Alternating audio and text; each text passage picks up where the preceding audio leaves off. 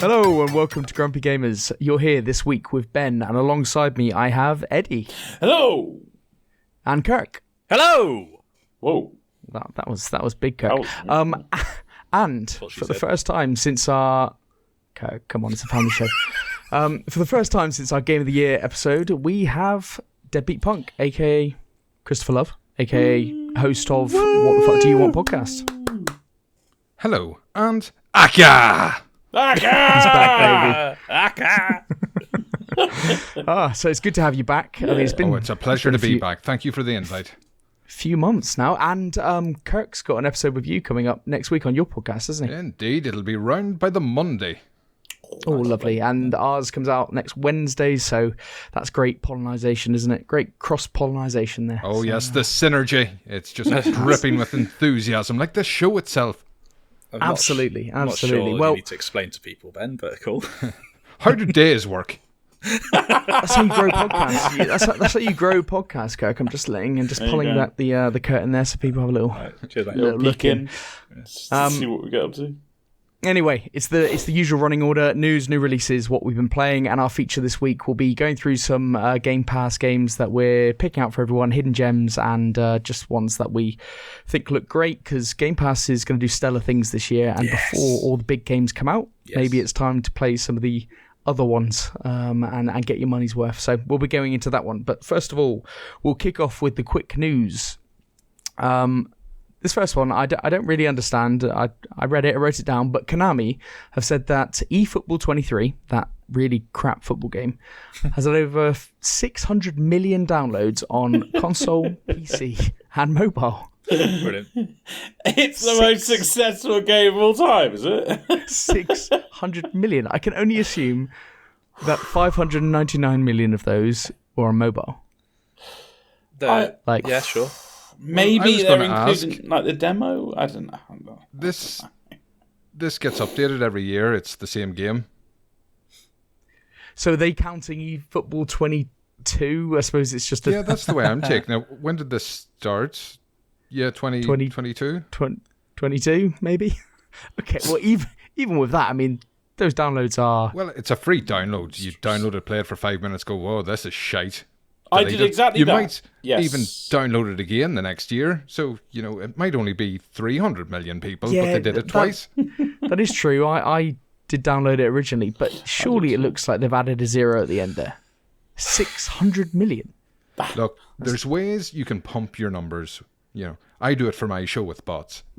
Konami aren't above that. Of course you do. Konami would not be above that, so yeah, absolutely. Anyway, we'll move on from that one.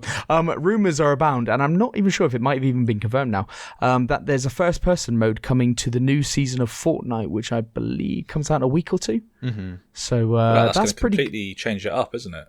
That's pretty cool. I mean, I think a lot of people are put off by the third-person viewpoint.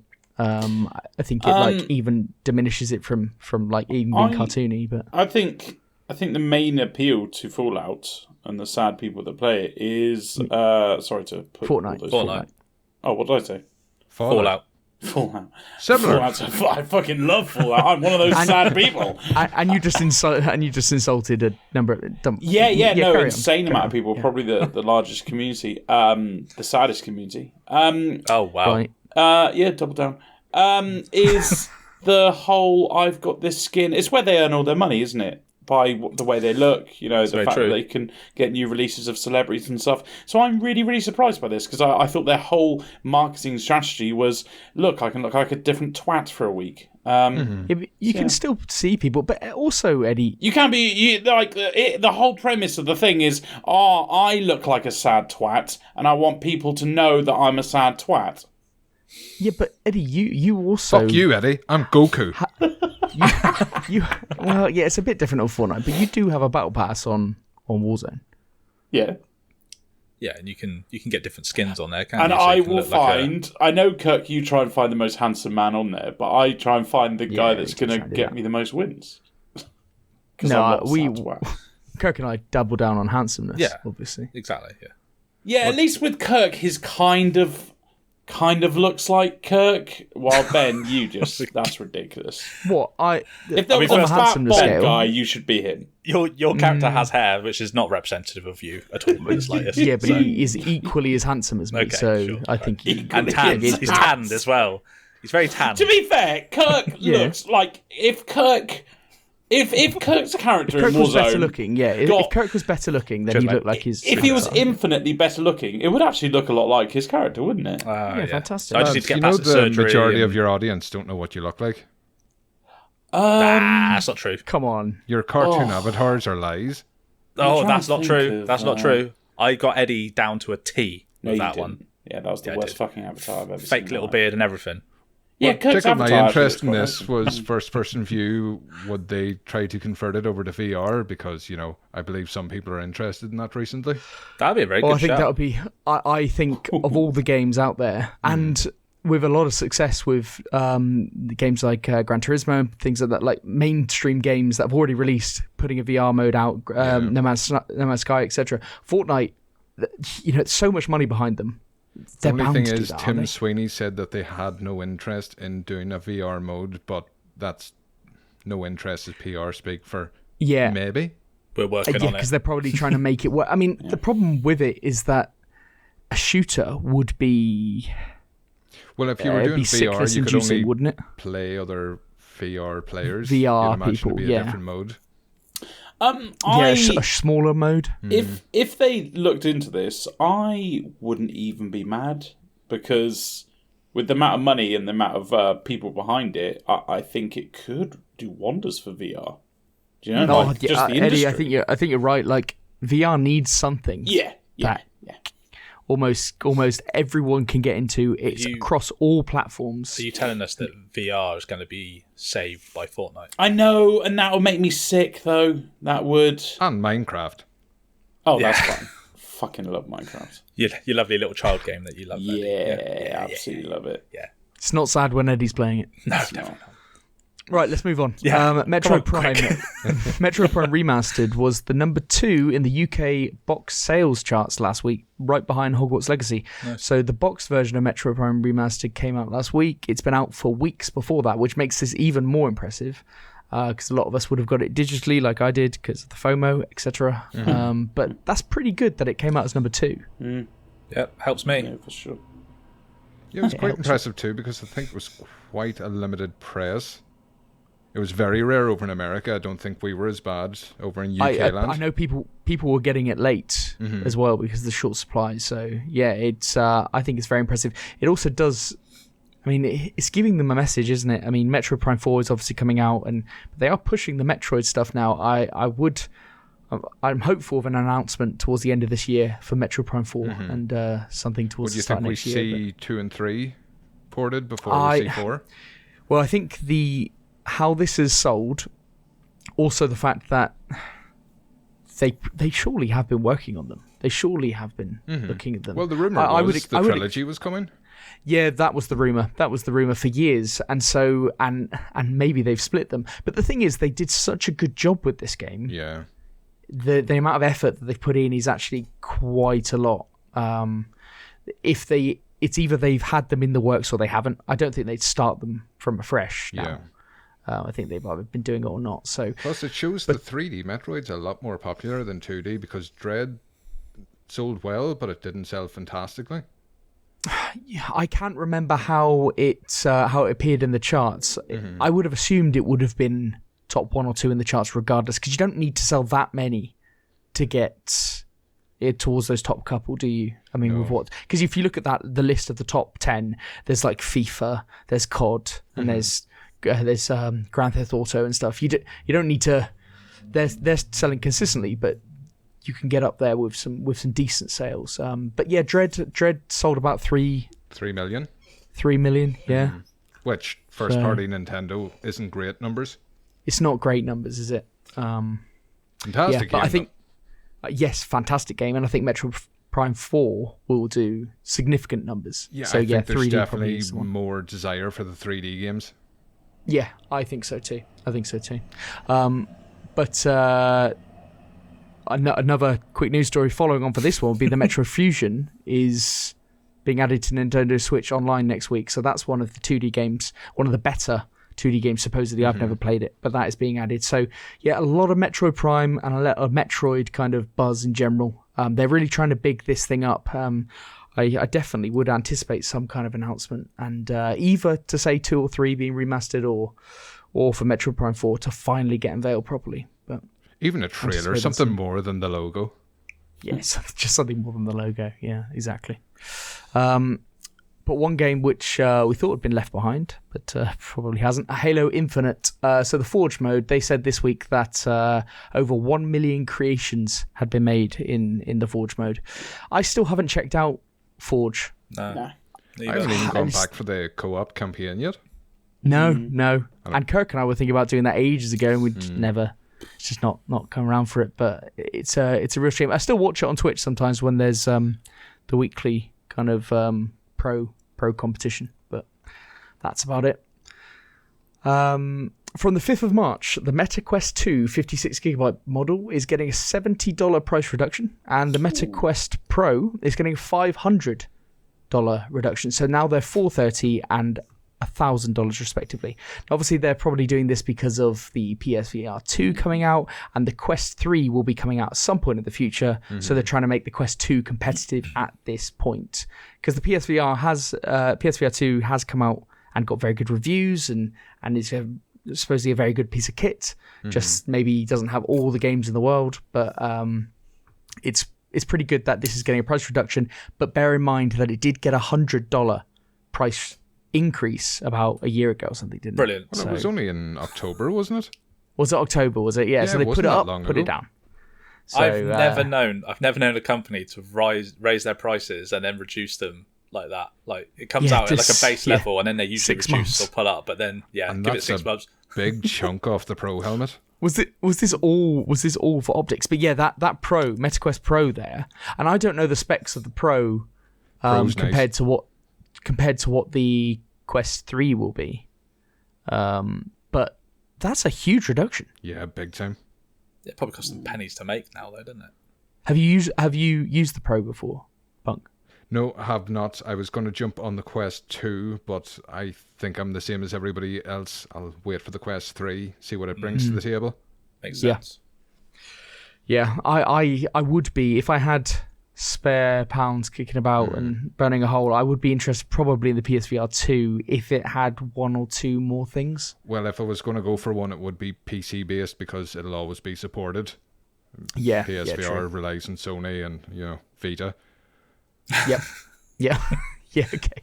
Yeah, that's a fair shout. Yeah. Next up, Warframe is getting an expansion in April. I hear it's fairly sizable, so if you're a person who loved Warframe in the past or still do, then yes, something big is coming in April. Mario Kart 8 and Splatoon on the Wii U have been closed down online for maintenance due to security issues, and it could take them a while to get back up. Why? Oh, so all those people that have been dying for a game on the original Splatoon, but also if you haven't got your Wii U out in a while, supposedly they are coming out of error codes and things like that. I think Nintendo are in a bit of yeah, I think they're in a bit of a state actually. I think a few things have gone Pete Tong on the old Wii U. So just imagine that you've left your console in the cupboard for like a couple of years, and you're like, "Oh, I fancy playing that game." You turn it on, error. Or you go, "Oh, I just played that Metro Prime remastered. You know what I could really do? I could play 2 and 3. That'd be great." No, you can't. No, you can't.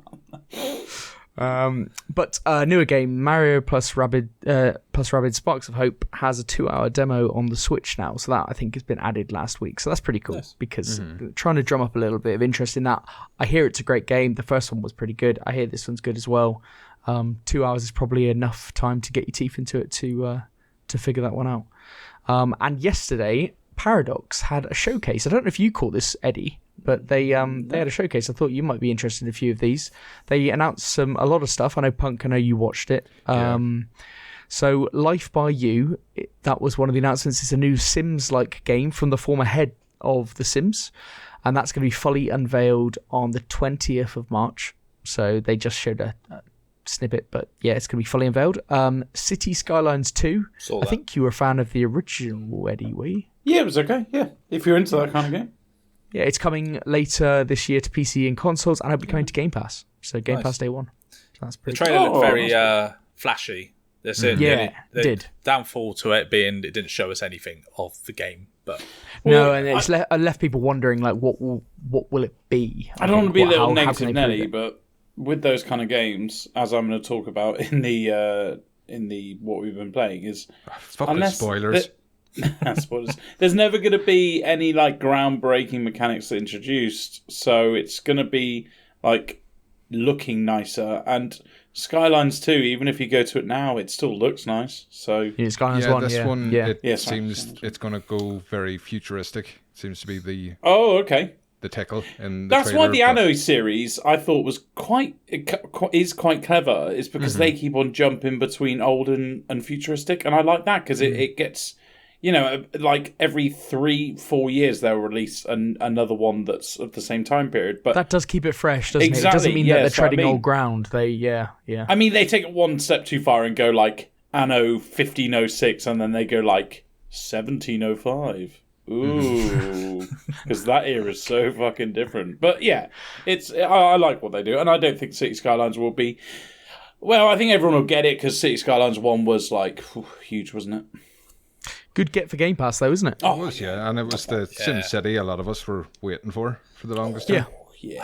Loved SimCity 2000. We all did, didn't we? We fucking all did. Yeah, absolutely loved it. Right. Those yellow, blue, and green zones. Yeah, come on. Oh, yeah, nice and dusty. There was another announcement that I wish Pete was here for, but Crusader Kings 3 is getting a Tours and Tournaments expansion. I don't really know how that applies to the actual game, but it's getting a full-blown expansion along with an update at the same time. So, well, they didn't mention much about it, but they said they were introducing new fashion, which will be an element to it.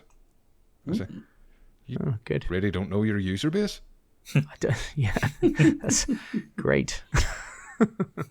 Well, hopefully Pete will look into that and he'll be excited and let us know when it actually comes out, what's involved. Pete, excited don't work. Ben. Okay. Pete will be tolerant. And also Pete looking at a new game, that also does not work. Pete's a professional podcaster. He doesn't get giddy on recording. I'm sure he practically pissed himself in his private time. Oh, wow. You do not know Pete, do you? You do not know Pete. Me and Pete go fucking way back, all right, Eddie? Don't you start this game with me. I've known him since I was 5. You haven't really known him. Christopher's known him since he was 3. An acquaintance. Shit. And he gets giddy. Not like you got to know him on that one podcast that you did with him. Yeah. The one that Eddie didn't turn up for, yes. Yeah, the one that Eddie didn't turn up for, yeah. Mm-hmm. Well, I'm not as close as you and Pete, so I thought it would be awkward me going. Certainly not the way behave. You'll never be that close.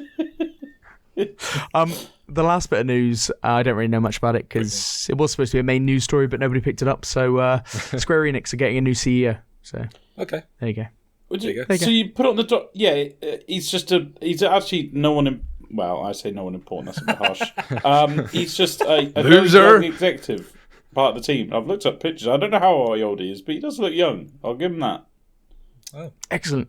There you go. That's the bit of detail we needed. Yeah, describe him, Eddie. Let's play Guess Who with CEOs. Prepubescent. Okay. Right. Okay.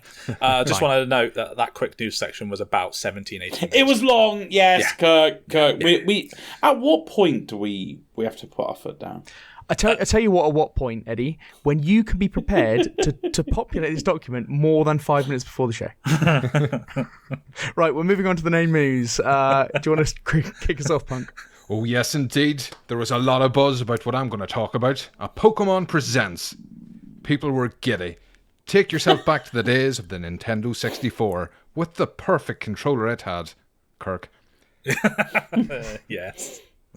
There was talk that Pokemon Colosseum was going to be added to the Nintendo Switch Online. This game that is compatible with red, blue, and green, or yellow, whichever colour it was.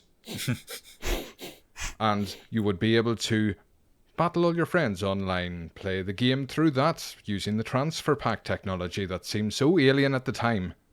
But, no. What we got was nothing that exciting at all. That was complete fantasy land. What we got was Pokemon Sleep. Yeah. Damn right. Yeah. We've all seen the sleeping apps people use to improve their sleep, and then they, in a roundabout way, actually cause stress because you're not getting good enough sleep. You then get anxiety about not getting quality enough sleep, and then your sleep actually gets worse. So they're taking this technology and they're advertising it to children. Oh, that'll be nice. Yeah. I've seen this. It looks so not only that, they also advise children to sleep with mobile phones. Those things that overheat when they're on the charger, especially if they get trapped under pillows. So Nintendo wants to burn kids. I mean, I'm sure they. Okay, this might be in correlation of Saudi Arabia actually taking over large shared majorities. You know. Yes, it's all coming hand in hand. But if you don't want your child to burn to death, you can buy the Pokemon Go Plus. Jesus Christ. Yeah, I had a fucking hernia when I heard this name. No super, no ultra, no plus. Who came up with that in marketing? I'm baffled. I don't know. I do think Nintendo's name sometimes, and Pokemon now is an extension of that. They're just fucking awful sometimes. Just given up, haven't they? It's fucking awul. It's because they see the money come in and go, well, we can't do any wrong, so let's just... People are still fucking buying it. They must love it. It's true. Plus. So that was the main thing. The plus thing really annoyed me. Yeah. I thought I'd be sneaky and watch this over my lunch break. That was a waste of time. Other things they did, they are now reprinting the original edition of Pokemon cards. So those shiny Charizards that you go for a few million are now getting reprinted, which seen prices drop across eBay very sharply, which was brilliant. What's the point in doing that though? Well, they're going to sell, I think there's complete editions and booster packs. You aren't able to use them in tournaments, I think I saw online, but the nostalgia factor, like I would buy one of these for my brother. He was massive into cards. That's fair enough. As long as they don't put a stupid huge markup on them, so you still need to have the original cards. It's going to be a big fucking stupid markup. Yeah. Apparently they're going to be identical to the original print, so it's not like you're going to have your original editions and the reprints. This is... No, they will just be the same cards. Yeah. They'll be the same cards. So how... Okay, cool. So they've just seen a second-hand market and they've ripped the arse out of it. They've NFTs really devalued crypto. that shit, haven't they? Yeah. Fucking hell, some people being like, oh my god. People literally make a living out of Pokemon cards, don't they? So you'd be fucking furious. After stealing our ROMs, they're now going after the card sellers. Go Nintendo! Right, did they talk about anything else? They had a stop-motion Netflix show. They didn't have too much to show on it, but what little they did, it actually looked quite charming if you're into that sort of thing. I'm not. Pokemon Unites, Pokemon Masters, Pokemon Cafe, and Go. All the mobile shite are getting updates. Couldn't give a flying fuck. Which also reminds me, Scarlet and Violet DLC. Lovely. Yeah.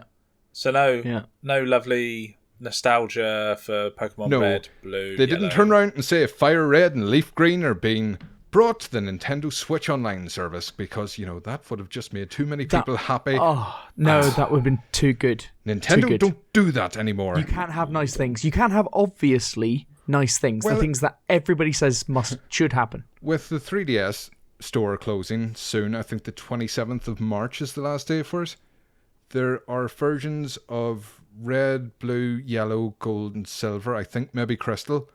But they have full online functions, so you can battle and trade with friends over the internet. You don't need the link cable anymore. So you'd think, all the work's done. We'll just shift it over to the Switch. But no. I honestly can't believe that they haven't done that. We'd rather burn children in their beds. Thank you. I can't. It's strong. I can't believe they haven't done that. But why? That's so fucking stupid. The virtual console thing. They'd rather rent you out these things when you're really, really hungry for you. Or really hungry for it.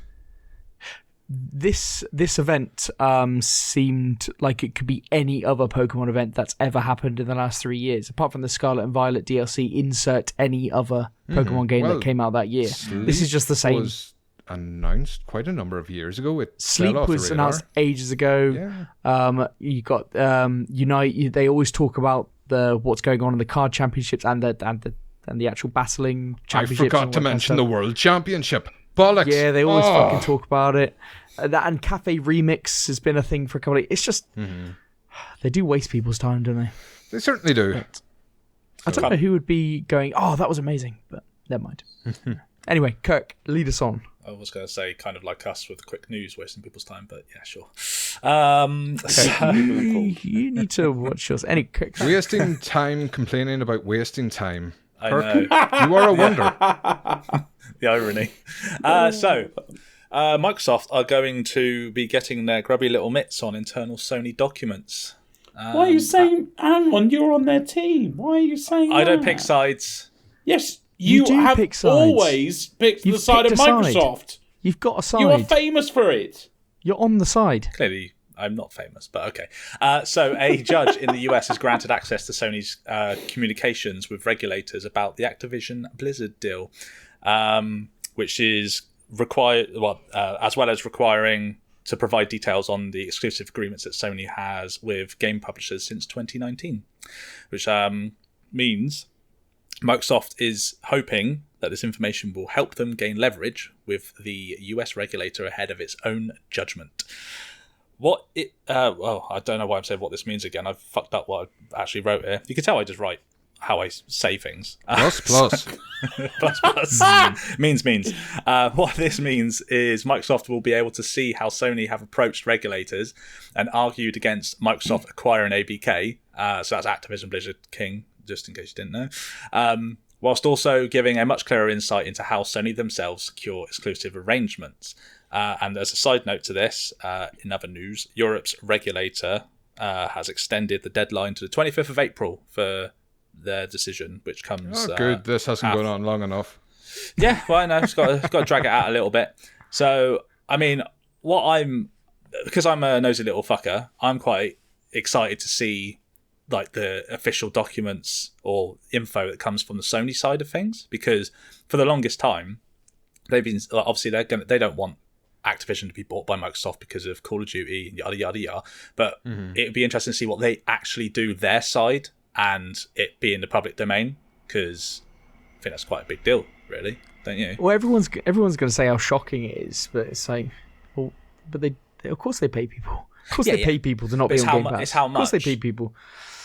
It's how much? Yeah. Like, because it's going to be the was it the boy that cried wolf or the girl that cried wolf? I don't know. Yeah, but it's also going to be like, well, if we add up all of our exclusive deals that we've had, did you just make that 1,000-year fable into a gender-neutral fable? Because I mad respect to you there, Kirk. The woke people are clapping right now. Yeah, the person, the cold mama. We're very inclusive here. We're a very inclusive family show. Very good. Some of us didn't play Hogwarts. No, not yet. But no, seriously, this is going to be one of those things which like is interesting to see, because Sony never give information out ever. So, well, yeah, they're not going to give their intimate financials out, no. But I'd be interested to know how much is redacted for the public. That's correct, Punk. That is correct. I'd be interested to know how much is redacted for the public, but also this could, in my mind, it could backfire on Microsoft, because Sony could just make the argument, well, we've done this for X number of years, we've paid this much for this to happen, and it's a fraction of what you're paying for this to happen. You know, this can be spun in many different ways. It could be. I don't think it's going to be the slam dunk that everyone's saying. No, but the only thing is Sony have been very much against giving any information. Yes. To defend their Microsoft case. own Bethesda now. I mean, could they just not turn around and go, here, that deal with Deathloop and Ghostwire, what was the crack with that? Yeah. Maybe that'll come out. Well, Microsoft just want to bring it out into the open, don't they? They just want to bring it out. And they think it's going to work in their favour, and they probably will. But you're right, Punk said it best at the start. Like this deal, like this thing hasn't gone on long enough. It's not that much longer now, okay? I anticipate but two more what can months. change in this time now? Come on, everyone's already made the decision, surely. Just let us have Call of Duty. Just let us have Call of Duty on Game Pass, please, for fuck's sake. That's all we want. That's all PlayStation don't want. Exactly. I just want Diablo on Game Pass, but yeah, never mind. You're going to get it. It's not going to be long. Okay, cool. Right. Eddie, next news story. Austrian laws deem FIFA Ultimate Team packs violate gambling laws. Nice. You love a FIFA story. I love a FIFA and gambling. I mean, it's a story close to our heart. Mine and Ben's very close friend has spent thousands of pounds on it. So. Yes. That would financially cripple me. So the people that sued, they sued because they were uncertain about the monetary value of the packs. Probably because you have to pay for them through coins and shit.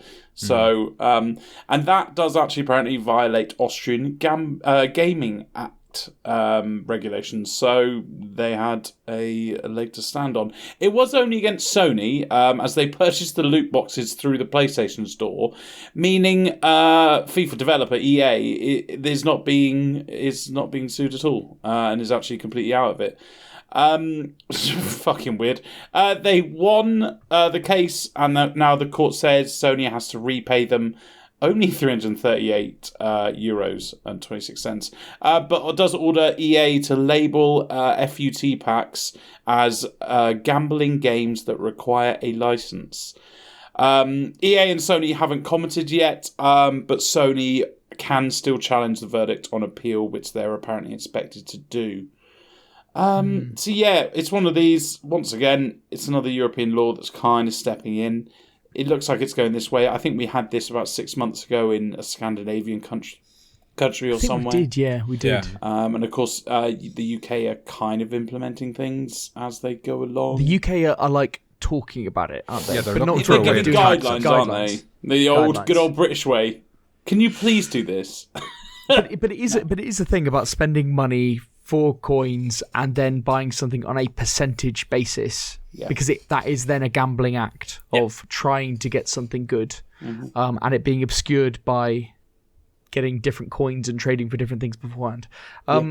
You know, I don't think I find it very hard to argue that it's not gambling. It's just that it's through the looking glass, so to say. Now, if FIFA had to label everything 18 and make it go through actual channels so that they could do the gambling side, that you get countries that just pull out, and this would be a bit of a nightmare for them. This is a landmark case, even if it's for a small amount of money, don't you think? Yeah, it sets a precedent. Obviously, it's only in Austria, which is a tiny little country, which obviously abides to its own laws. But I guess it's kind of leading the way. It's difficult what you think of it. I personally think it is totally gambling, because it's gambling in the sense of the term. You know, you're spending money to get a higher reward, but also the whole way it's done, like the explosions, the walking through the tunnel, the way it's done. I mean, I will say this: FIFA are a master at doing it. Like, when I open a pack, holy shit, the excitement I get from it is unbelievable. Makes you feel like a rock star, doesn't it? Oh, it does. And when you get that amazing player, holy shit, you can't stop smiling all day. And it is amazingly well done. And I can see, luckily I've never broken that seal of doing it, but I think, I'm not surprised to see that some people get themselves in real trouble here. There was a report to do with this case, and it was most claims are around €800 that people have spent. In extreme cases, there was one of €85,000 been spent. Was that your friend? Yeah, he just moved to Austria quickly. Very soft introduction to like that dopamine release. Yeah, that's it. Yep. But we get, you get it through betting. Or it's the same thing. It's the same. It's a gateway to other forms of gambling. Yeah, well, not only is it's a gateway for kids, but it's also an outlet for adults, because you tell yourself it's not gambling. Well, you tell yourself you're playing a video game. Plumbed into your house as well. It's like betting apps on your phone. It's far too easy to access. Yeah, absolutely. One of the plaintiffs that was involved in this case was a minor as well. So I don't know in Austria. I assume that's under 16. But yeah. All right. Okay. Well, we'll see how that progresses. They didn't try to burn them in their bed. Yeah, they're not Saudi-backed Nintendo, are they? Fuck you, Nintendo. Okay, yeah. Them and their grubby mitts. Child killers. That's Microsoft, but it's cool. Yeah. Right, okay. Right, next story. Yuji Naka actually admitted to his insider trading last week. So we covered it a few times on here. Yuji Naka, the creator of Sonic, admitted to insider trading, and it's in a case which is about owning £865,000 worth of shares. In December last year, he was accused of violating the financial laws. He purchased a large number of shares in Japanese mobile developer A-Team whilst he was employed at Square Enix. It was a Dragon Quest themed game, so he would have had direct knowledge through Square. Yes, so that was actually a smaller... This one was for a Final Fantasy VII game. So this one was for... So there's two cases, and you're right, because this one was for the larger amount. This was, Final Fantasy VII, The First Soldier, which wasn't public, and he said in court, there's no doubt that I knew the facts about the game before it was made public, and I bought the stock. But you're right, there was a second one where he bought shares in a company called Aiming for a small amount, £16.8 thousand equivalent, and that was making a Dragon Quest mobile game. So yeah, he's in hot water, he's in the hot bathhouse on this one. It's all been downhill since Balan. Probably taking the Balan thing to start with was probably the indication of things going back It's the worst downhill. of his crimes. But yeah, I mean, after Balan came out, he then said about Square kind of booting him off the project before he could finish it, and that's one of the reasons why it came out in such a poor state, and it was a crap game and all this kind of stuff. But yeah, that wasn't good for him, and we just hear it's just more and more, isn't it? It's just it's quite sad, but it definitely looks like bad things are going to happen to Yuji Naka. Don't say it like that. Bad things are going to happen to him. That's sad. Well, he's going to go to prison. Yeah, I know, but come on. Anyway, Andrew Tate of video games. Lovely. Let's bring up the vibe here with some new releases, Eddie? Okay. It's not a bad week, I guess. I don't know what you were kind of insinuating there, but let's start with the first one of Clash Artifacts of Chaos. PC, PlayStation's, Xbox's, March 9th. Hunted by mercenaries of an enemy with untold power, the fighter Pseudo and the creature under his protection begin a perilous quest to the edges of strange lands. Are we calling him Pseudo? Pseudo. Yeah, Pseudo. That's much better, yeah. It's a third-person action-adventure RPG. It looks fucking weird. Like, really weird. The best way to describe this... we've talked about a game called Kenshi. This is what I imagine what Kenshi would look like if it was like an action game. You're so right. That's such a good take on it. I'm so right. That is it. We saw this at an event. I'm sure we saw this like at a PlayStation State of Play or something ages ago. Something like that. Do you remember Kirk or Punk? I've got no idea, unfortunately. Okay. Yeah, okay. I can't. Definitely the name is kind of pulling up a memory, but where it was, not exactly. It looks very weird, doesn't it? It looks very weird. It looks so weird. Yeah. I don't know what they're on, but it actually looks, for what it's going for, it looks quite good though. But I don't have much more to say on it because unfortunately the first trailer that I saw of it didn't have like any combat in or anything, and it was just wasn't very good at telling us what the game was about. Yeah, you're not wrong. So let's move on. Right. Do not... Oh, God, we got another weird one. Do Not Feed the Monkeys 2099. Coming out on PC March 9th. Spy on strangers through security cameras. Invade their privacy and discover... It sounds like Kirk's Saturday night, doesn't it? And discover their secrets in their digital voyeur simulator. Welcome to the future of the Primate Observation Club. Even in 2099, the rule about messing with your unlucky subjects still remains in the sequel... Do Not Feed the Monkeys. This is another weird one. It's a life sim kind of choices game. I watched about 30 minutes of gameplay in total. I just watched people watching people, which is weird in itself. And you kind of just, you just kind of click on words and there are choices and stuff, and you can then put those words into search engines to try and get... Yeah, I don't really understand this game, but it's a sequel, so Ben would say it's worth playing. It's got to be good, but it doesn't look like a game to me. Doesn't look like a game. Also, the premise of it. I mean, I know we have games where you can hack and slash things and people and stuff like that, but this is a bit much, isn't it?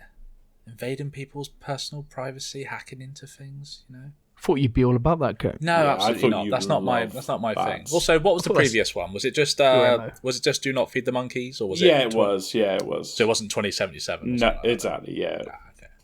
2077. It's not fucking Cyberpunk. That was the joke, Eddie. Well done. So thanks for explaining that. I almost didn't get it. To be fair, I didn't think Kurt was that clever to actually kind of come up with that joke. That's why I thought you genuinely. Well, the proof's in the pudding. He just did. Next game, please. Yes. Do you not like this, Bug? No. Oh. He's doing it to you right now. He's looking through your camera. Nice and precise. Next one, Master Plan Tycoon, coming out on PC March 9th. March 9th's a good date. Welcome to the resource management game where your creativity and logistics skills are put to the test. In this minimalistic simulation, you will build interconnected chains, fuck you with these words, of products and open new missions by completing various tasks to create the biggest system you can. This is fucking weird. Another weird game. It's a resource management game where you connect lines to complete missions. So what I mean is, like, you'll have like a logging farm and that'll produce logs. You draw the line to like a furniture shop, for example, and then that furniture shop will produce like chairs and tables. And then it's like a process map, isn't it? Yeah, like a process map. Yeah, just looks like more fucking work. It looks like it looks so lame. Oh, lame. Lame. It's so as in lame. We're in America. We're saying lame. It's lame, man. It's such a loser, lame, bro. So you're a loser. Lame. This loser. game is a douchebag. Very good. Any other American terms? No, they're not very creative. They don't have many of them. I like Ben saying earlier Pete Tong, and I thought only English people will know what Pete Tong is. Alienated material percentage of the audience. I love it. What does he mean by it went Pete Tong? That makes no fucking sense. Only you knew about Pete Tong. Anyway, I like the look of this game. I think it looks great. There's a demo on Steam, so good. They'll need to demo this. You need to demo to sell any. They'll need to have a demo to sell any, and they'll count that. Just like fucking Pez, or whatever they'll count that. Now. 1 million downloads. 600 million downloads of Master Plan Tycoon. Get ready. It's called Minimalist Strategy as well as the subtitle. Yeah. When you've got that word in, you've got the word basic should be put in instead. Right, let's move on to Oni. I'm going to say Oni. Oni, Road to the Mightiest Oni. Great title. That's not a great title, is it? No, I agree. Coming out PC, PlayStation and Switch, March 9th. Break your enemies' souls to reclaim your pride on Kisujima Demon Warrior Kuta and his partner Kazimaru. Challenge these souls to a trial. I think I nailed all of them. All in order to defeat Momotaro, who is both human and evil monster with a stupid name. A tale of sky and wind as they embark upon an island quest. So the word that tripped you up is island. Island. Yeah, absolutely. I do love a tale of sky and wind. Yes. We saw this somewhere, didn't we? I don't know where. Yeah, we did. We did see it somewhere. Yeah. Nintendo Direct. Yeah, it was. There you go. So yeah, it's a 3D action fantasy game. The visuals are really quite beautiful. I am loving it. The action looks okay. Getting a lot of anime vibes from the creatures. My ex-partner, she used to love the old anime, like animal and creatures episodes, and I've watched a shit ton of it, and I'm getting a lot of that vibe. So, is this based on an anime? Do we know? It could be. I'm pretty sure the big fat thing is definitely one of the most popular anime people, but Right. The big fat thing is one of the most popular anime things. thing. Yeah, don't forget that. Right. What do you want me to do? Do you want me to actually? I don't enjoy anime. I want you to. I'm going to say it. There you go. I want you to research it. I've alienated more people. You want me to research what? Are you the an American that creatures enjoys are? anime? Eddie doesn't like you. Well, I thought more, Fortnite people, but that's fine. Yeah, Americans as well. Fortnite people again. I mean, what is it with you? Leave them alone, man. Leave them alone. Leave them alone. Don't get me started on vroomy people, Kurt. Fuck Hey, don't. All right, the two listeners that we have that are racing fans. All right, they will switch off. The only two listeners that we That are racing fans. That are racing. Will fans. they switch off while they're eating their mashed potato? Will they, Kurt? Oh, you motherfucker! Right. Is anyone interested in this game, or shall I just move on? No, move on. Right. Read the fucking room. Peaky Blinders: The King's Ransom Quest 2. It's coming out on March 9th. A narrative VR game inspired by the epic gangster drama. It's a narrative VR shooter with a story. Yeah, that's my own notes. Just copy and pasted it. It has all the characters, even though they look like dog shite. Have you seen it? I know it's VR, and I shouldn't take the piss, and it will look better. It will look better in VR. It will all look better in VR, but in my head, I thought this would be like watching the TV show, but you could stick your finger up somebody's nose as they're giving like a speech, which is the charm of VR. Is that why you play? Is it? Can't say. Sticking fingers up orifices? Yes. Why else would you use a VR helmet?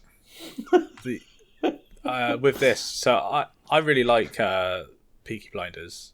Do you? I didn't go for it. They've not done Cillian Murphy very well in this game. Whom? I thought it looked alright in the trailers. To be Looks honest. very I thought it gaunt looked looking. Looks a bit scary. But he already looks gaunt looking. Yeah, I know. He does But look Excuse gaunt. me, Killian's They an fucking incredibly nailed it. handsome man. They fucking nailed it. yeah, I've been told I look like him. Never. That's just don't lie. That's a Just straight up don't lie. see you. Bastards. Just because the listener doesn't know what you look like. You I'm a less gaunt version. are less gaunt. you are the opposite of gaunt. Wow. Fuck. So, What's is the this all- opposite of gaunt then? Okay. Obese. Say it. Go on. Just say it. Morbidly obese. If the shoe fits or doesn't, in your case. Brilliant. It's is trying to I have such say- fat feet that I can't wear shoes. Your toes have double chins, son. Ooh, sick burn. Fucking hell. Oh, Anyway, this this is coming game. from Kirby over Right, here. this game. Is this also on PSVR 2? Because it should be. Because this is what. If it's not on PSVR 2, they need to reach the most amount of people with these IPs that could. I mean, this is what annoys me about VR. Maybe this game is, maybe it's not, but you don't get all VR games on all VR headsets. And VR is so niche and nobody gives a fuck. So they really need to collude to actually get this thing off the ground. Yeah. So PSVR should be fighting to get this game if they haven't got it already. Don't think Just they do. doing a cheeky Google, it's listed Same. for MetaQuest 2 and Pico 4. It's just such a fucking. I just think VR's never going to work if games like this. It's not like a huge thing, but it's a game that would sell on multiple. VR supports Steam VR or Oculus PC. Yeah, it's just. Yeah, if you're Yeah, gullible well- enough to buy a Sony helmet, you're going to buy this. Yeah, exactly. You would buy this. I mean, it's such a misstep. VR's never going to work. That's it. Yeah, it's a very fractured fan base. Yeah, it's like you're into VR. Oh, I can't get that thing. Okay, well, there's only like fucking 5 of us who have a headset. Why is this game on so that only 2 of us can play it? Like, this is just ridiculous. This This don't feels think like you're it good would with have made a numbers, great then. subject. Next game, please. Nice. Transport Fever 2 Console Edition. Here we come. Here we go. Coming out on PlayStations and Xboxes March Here 9th. I've come. It came out in December 2019. It's a business simulation game where you control all the transport in the city. That includes like pathways, actual building the buildings and staff and pretty much everything. It's very positive on Steam. Yeah, Ben, I know you like a I think it looks class. kind of building. Yeah, I think it looks class. Yeah, really, really good. I was praying for it to come to Game Pass, but it wasn't. Yeah, and it's still 33 quid, 33.50 on Steam, which is a bit upsetting. Just looks great though. So yeah. You're not into it, Eddie? You're not feeling it? If I'm going to play this type of game, it'll be on PC. Do you know what as well? Like I had this problem recently with a survival game, The Forest, and then I moved over to Empyrean. There's the problem when I play games like this. I always think there's a better version of it. And for example, I've got City Skylines in my library, so it's going to take a real good fucking review for me to jump on and spend 35 quid for this. Yeah. Sorry. Let's move on to Before Your Eyes, coming out on PSVR 2 March 10th. It came out in April 2021 on PSVR. It's a story-rich indie game. It's very highly rated. Have you seen this? I have, yeah. This one was renowned because the only thing you use to control it is your eyes, which opened it to accessibility. Because there were a lot of players that could take part that may not have the motor control to use a controller. Oh, I didn't think about it like that. So great to see. I mean, everybody should have the excuse to play a game and escape for a little while. So nice to see it coming to other services. Yeah. It looks brilliant as well. Like the trailer, I thought made it look fantastic. So in this game, the thing of it is that you blink and it'll take you to you're living someone's life, or you're getting snapshots of somebody's life. You're digging into their past, and every time you blink, it takes you to a new memory, as far as I'm aware. So it looks really, really interesting, really good. Like again, a great get for PSVR 2, I think. But it won loads of really awards as well. Yeah. It's one of those ones I have not heard a bad thing about it. There you go. It's shit. There you go. I'm the first. Thank you, Eddie. Thank you. Next one. DC's Justice League Cosmic Chaos, coming out on PC, PlayStations, Xboxes, and Switch. March 10th, this one. Suit up as Batman, Wonder Woman, and Superman, and take on some of the most powerful supervillains in the DC universe with DC's Justice League Cosmic Chaos. This is another stupid fucking superhero game, because they took over cinema and now they're going to take over gaming. This looks particularly stupid as well. It's kind of like cartoon visuals, so it's not going down any sort of serious rate. It's an action RPG. The main features is that you can play with friends and you can customize your look. Going back to the old fucking Fortnite people. There you go. Yeah. It is a kid's game, though. Yeah, I was going to say. I mean, for adults, it's as Ben would say, hot garbage. Set them all on fire.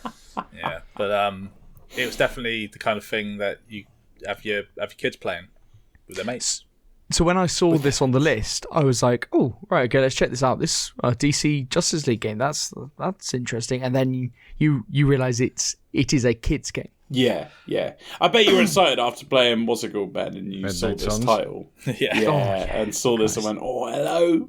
And what could this be? What could it be? Oh, I haven't heard of it. Maybe it's a card game. Yes, this could be amazing. No. What a fucking card game!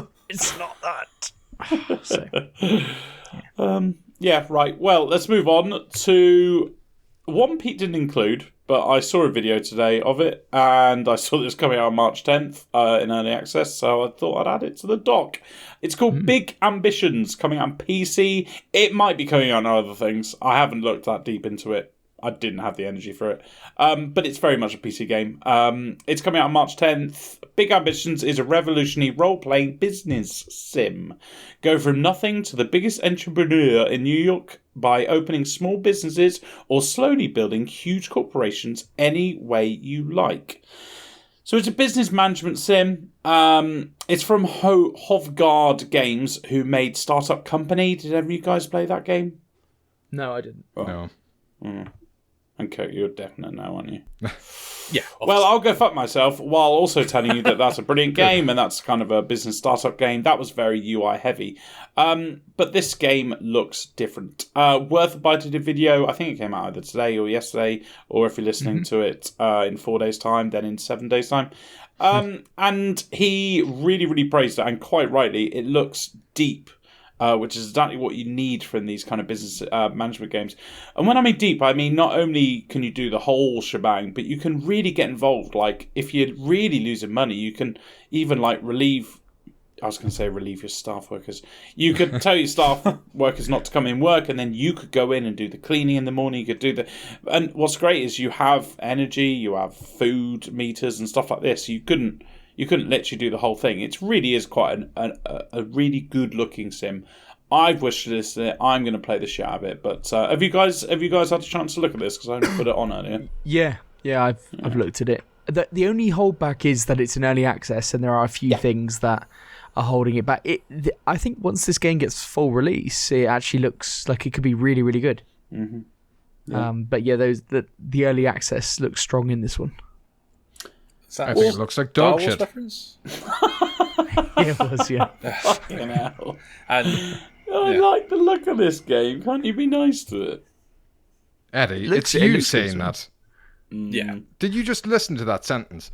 I apologise. And I do think it looks good. I don't accept. I do think it looks good. Right, fine. Let's move on then to last one of the week, The Legend of Heroes. The Legend of Heroes, nice. The Legend of Heroes Trails to Azure. Coming out on PC, PlayStation and Switch, March 14th. Wow, that's a big gap between the 10th and the 14th. Are we sure Pete just couldn't be fucked? We're not positive. Well, we know he couldn't be fucked. He's not here.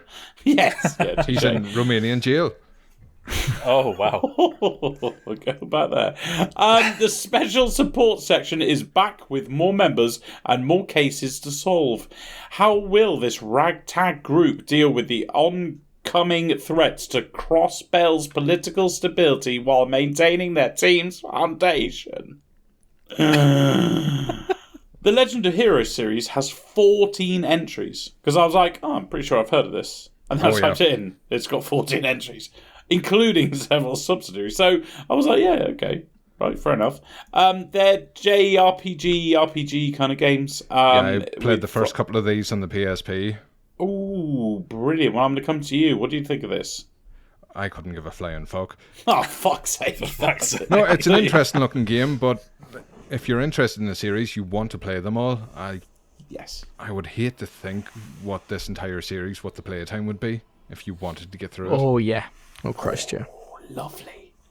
You'll forever be entertained. Long old games.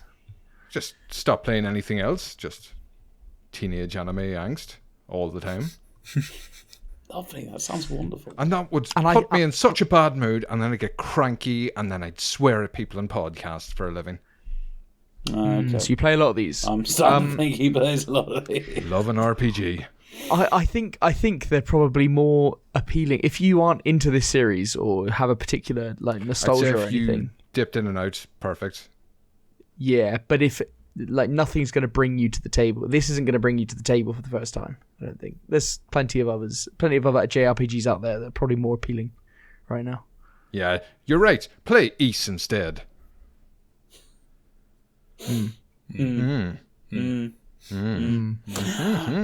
Right. That is the, the end of the new releases. My pick of the week, despite what you say, Bang, is Big Ambitions. I have big ambitions for that game. Well, I'm sure the game has big ambitions as well. Well, I hear you've got big fucking feet. I'm trying to lose weight in my feet. Yeah, Kirk, you didn't need to bring that up. I'm sorry. Sometimes it just slips out. Okay. But get some now cling like film, wrap them around your toes, sweat those little piggies. Oh, big piggies. Well, right, Kirk, make up for this. We're Right, okay. taking us off on what you've been playing. Yeah. Okay. Right. Yeah. So yeah. So I've basically not been able to play much. Oh, that surprises us. Hey, hang on. hang on. Kirk is quality rather than quantity. Is he? Yeah, exactly. I've played a little bit more of Last of Us Part 2, but Not the same game. yeah, the same game because Look, the worst thing you could do is rush through a narrative-heavy game, especially one as mature as this title. Thank you. You're I welcome. wish other people Why are you would. defending him so much? Gosh, he's got your I back, love hasn't he? him. Jesus. No, in all seriousness, haven't been able to play much. I think I played like an extra hour this week. Just been too busy. And, You don't have to be serious with us. We believed you first time. Gotta be honest as well. Having honest, a couple of days with the lads, last week. That came that down. ate into my gaming time. Lads. So A few drinky poos, didn't we go? few drinky poos. So yeah, I have not really had was much of a lovely. chance. I'm still catching up on orders for Frame a Game as well. So next week I am going to be all over Last of Us 2 for you. Excellent. Yeah. I really do look forward to you completing that game because I'd like to hear what you feel about the whole narrative. Probably won't be by the end of next week, but for next week. But I'll get further in. Don't worry. Okay, so when you said all over it, you didn't really mean that. That's fine. It's not. It's going to be all over it. It's going to be all over it. Doesn't mean I'm going to complete it. What do you want from me? I mean, He wants you to complete the game. I think that's yeah, I know he obvious. does. Yeah, so I can just spoil it for myself. I've waited for 4 or 5 fucking years to play it, and yeah. The butler did it. No, so that you can text Neil and say, "Oh, Neil, just finish your game. can we have you on the pod next week? It was pretty good. Can you come on the pod?" We talk about it. We can't risk him coming on the pod I will- without you what I will- having completed the game. No, that's true. What I will say, I did watch the latest episode of the show last night. I haven't, so don't spoil Yeah, it. no, Don't, won't, no spoilers. Because But what I will say, if I had watched it, you could spoil it for the listeners, obviously. but yeah, not don't for want me. God, you are a mean boy. I will say it was very, very good, and And you've been the most negative. I'd say, out exactly, of all the yeah, boys. it's definitely Yeah. the best episode to date. Nice. You know what who's around in it? I assume or not? What, No? Who are you talking to? You. All right. Can you not see him looking at you? You know, for fuck's sake. Don't worry about it. Anyway, it's a good episode. Very tense. Very. It's probably the best episode true to the material as well. I've heard that. I actually heard that from my girlfriend. It's That she said everybody it was, that has been complaining about Joel being soft. They say, So didn't see Yeah. the yeah, latest this is the episode, did episode we? I've heard. but yeah, good episode. But that's me for this week. Okay. So you well, played a Eddie, I know TV you've show. been playing a new game. Played the TV show. Yeah. No, yeah. we do that because when we do our little stickers, our what do you call our thumbnails, we say what we've been playing / Fantastic watching. Nice. Yeah. Sorry, Eddie. You carry. Yeah, I've been Eddie. playing. Fuck you! I've been playing Pharaoh. All right, there you go. By Triskel Interactive. Ben got us a code for this lovely game, and as you know, me and Pete played the originals. I know Very happy. Thank you for the developers. It came out only a couple of weeks ago. It's a remake of the 1999 game of the same name. So yeah, I've been playing that. I as I said, I love the original. I really liked Caesar 3, which actually came out like 4 years before this, before Pharaoh. But still played this one. I guess I can kind of sum up my experience probably in only a couple minutes. It's the exact same game. And I think I said this at the time that I saw it when it was coming out, is mechanically is why you play this game, like the enjoyment of the trading and gathering up resources. So I don't think they would change anything. And I definitely said it at the time that I think the visuals look the same. I looked into it a bit, and this is what they've described. They've described as Ultra HD remake. Have you seen clips of this game? I've seen it, Eddie. Would you describe it as Ultra HD, ultra high definition? Ultra HD plus. It doesn't look good. It doesn't look good, in my opinion. It looks pretty similar to old, but then I suppose you play the original game, you'd be like, oh my god, this is literally unplayable. So they probably have done a lot to it, but Okay. it's like when I started playing Diablo 2 on the Switch, and I was like, ooh, they haven't done much to this. Not as much as I thought they had done. Yeah, okay. Well, they've also got overhauled menus. The menus look the same.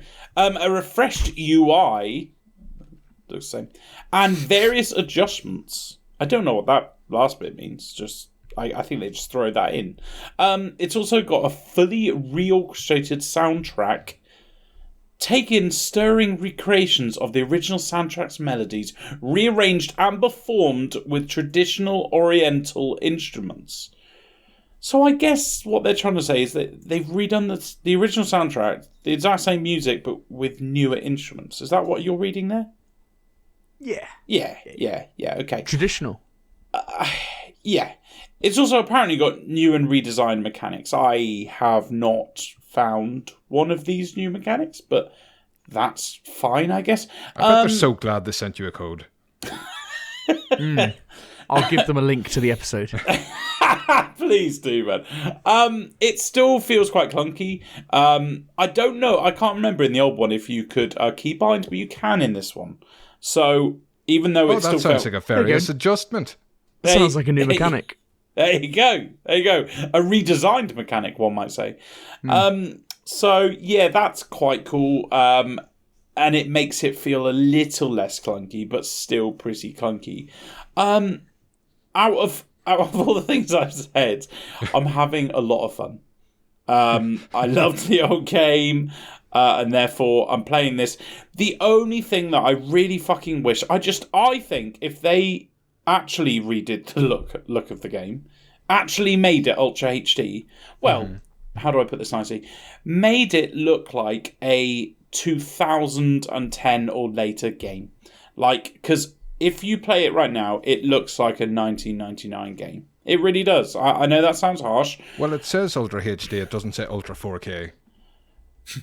I believe, actually, there is definitely a 4K. I believe they even call it a 4K remake. I'm pretty sure they do somewhere. I'm scrolling down. I'm only going by your notes. Oh, here we are. A cult classic remade. Rediscover 4,000 years of history in 4K HD in this remake of the cult classic City Builder Pharaoh. There you go. It doesn't seem like a remake, it seems like a remaster. No, it's not stirring up that age-old argument there, but this is just a... Yeah, well, it's a real shame, because if this had good visuals, then I think I would really, really, really enjoy playing this, and I think I would chuck lots of hours, because that would be enough for me to convince my brain that I'm playing a new game, and that I'm enjoying the mechanics again. But unfortunately it's not, and in fact I've even, because I liked Caesar 3 more back in the day, I've actually looked it up. It's only £5 on Steam, so obviously wait for that to be on a 75% sale, and I think I might get that. Yeah. And they'd be disappointed at that again. Nice. And the circle continues. But I'm more looking forward to what you two have been playing, because I have downloaded both these games and play them over the next 2 weeks. So okay. Well, I'll start with Wolong because. Thank you. I don't often do them, Kirk, but when I do them, that's why I had to give you a compliment on it. That's why. Thank you. Okay, I'll start with Wolong. I know Punk has played a lot more of it than I have, so interject and tell me what's what. No problem. So Wolong is a fast-paced action Souls-like in the Three Kingdoms era. That's why it appeals to you, Eddie. I know you want to play it. It's made by Team Ninja, and they're the makers of Nioh, the Nioh games, which were excellent Souls-likes in their own right. When you start playing it, I did get that kind of budget feel that was very Nioh-esque, but that might be unfair as you progress through the game, and you might get used to that. It might be a bit different, but I didn't like the feel when I turned it on, basically. And I've played essentially, I believe, the demo. The amount of the game, which is the demo, which is the first area. So I haven't played much. I only played it yesterday, but thought we'd talk about it today. This more than other Souls games that I've played, because I haven't actually played Sekiro, and this is very timing based. Yeah, it would have been based. modelled on the parry system from that game. It's just I call it sloppy Sekiro. Sekiro. Yeah, fair enough. It's I found that I had to go through the first area and get to the first boss to actually learn how the combat really worked. And I know that's what it's doing. It is kind of almost skill checking you. And a lot of these games do that. You get to a boss in it and it skill checks you and it says, okay, well, do you actually know enough to carry on and play this game? And then we might make it easier after that. We might do whatever, but we want to make sure that you are well prepared to do this game. And it definitely felt like that as I tried to do that boss a number of times. The game itself, though, differentiates itself from a lot of others of these types of games. It's got no stamina bar. It is all about the parrying mechanic for like the boss fights, etc. And you might be able to explain this a bit better. There's like a morale level in each area that you kind of go to these flags and raise these flags or what have you, and then that will raise your level in that area. Yeah, I think they call it fortitude in the game. Okay. There are markers on every area you go to, so they're like bonfires in Dark Souls. Yes, they're like bonfires. You activate them, and that brings up your level in the area, your minimum level in the area. And that minimum level goes side by side by your overall level, and allows you to be able to attack and fight enemies which are of that level or higher with a bit more ease. They won't do as much damage to you, I assume, and things like that. So, and if you die, then your level comes down, but it only goes down to that base level that you're raising by progressing through the area. So I suppose it gives you that sense of progressing through each area. And you do whether reclaim that you're dying if you or get not. revenge on the enemy that killed you previously. Yes, if you get revenge on that enemy, you can reclaim that lost kind of fortitude or what have you to kind of bring you back up to the level you were and stuff like that. So very much in the same, and you regain your souls in the equivalent as you would in a Dark Souls game. So, but it's just that extra bit of mechanic, which I think is quite nice, because a lot of the times in these Souls-like games, you can feel like you're bashing your head against the wall, and if your goal is to just find these to then raise your level up to make things a bit easier, then I suppose that would be a good way of going through an area. And it is very hard for me so far, and I think Punk will take on in a minute to kind of explain what he thinks, but on how good this game is as a Souls-like. And what I would say is, from Souls-like, you have to go in 2 feet. You can't just I don't think you can really dip in on a Souls-like and because you won't be taken by it if you're just dipping in. And I was dipping in. So for me, it feels like I like a certain type of Souls. Like I like Dark Souls, and I like Demon Souls and Elden Ring, games like that. I don't really get on with the faster paced ones, and this is very action focused, I would say. So if you are a Sekiro fan or if you're a Neo fan, then yes, this will be absolutely right up your street. But if you're not, then I don't think this will do anything to convince you otherwise.